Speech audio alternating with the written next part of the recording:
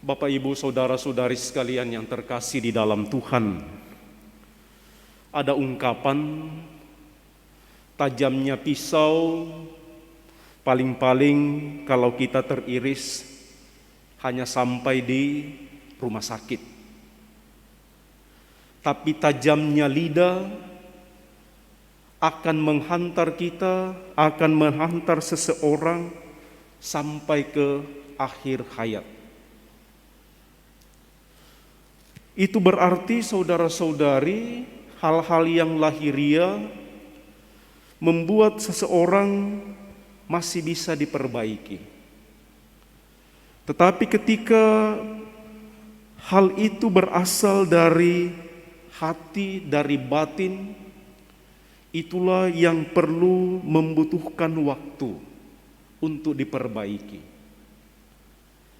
Yesus dalam Injil hari ini menggambarkan kepada kita bagaimana segala hal yang baik pun juga yang jahat ternyata bersumber dari hati seseorang.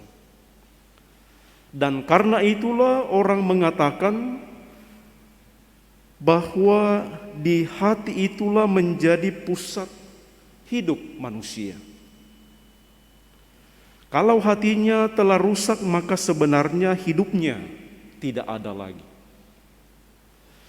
Maka dengan cara itu Yesus menunjukkan kelanjutan dari Injil hari ini, pertentangan antara Yesus dan orang-orang Farisi yang mengutamakan praktek hidup lahiria dan melupakan bagian terpenting dari pelaksanaan hukum Tuhan adalah menghantar relasi yang baik antara manusia dengan Tuhan dan manusia dengan sesama.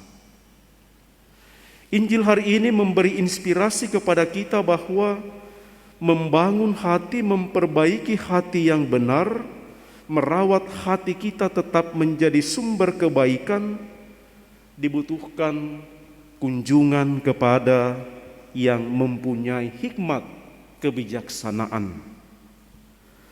Ratu Sheba dalam bacaan pertama kita dengar ia berkunjung dari negerinya untuk pergi berjumpa dengan Raja Salomo. Yang dikatakan yang ia dengar, ia adalah seorang raja yang penuh kebijaksanaan.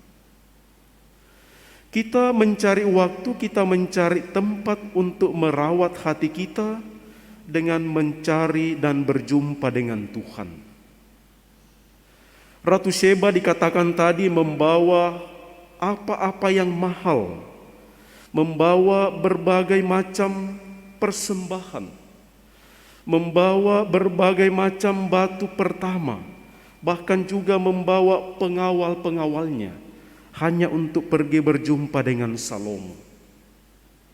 Dengan inspirasi ini kita belajar bahwa banyak hal yang mungkin akan kita korbankan untuk bertemu dan berjumpa dengan Tuhan.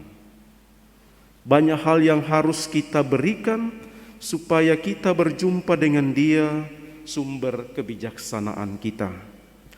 Mari kita mohon dalam perayaan Ekaristi ini, mudah-mudahan pengorbanan kita, pemberian diri kita, persembahan kita untuk berjumpa dengan Tuhan sungguh menjadi tanda bagi kita bahwa kita ingin menjaga dan merawat hati kita supaya hati kita tetap bersih, menjadi sumber kehidupan bagi diri kita tetapi juga bagi sesama kita. Semoga demikian.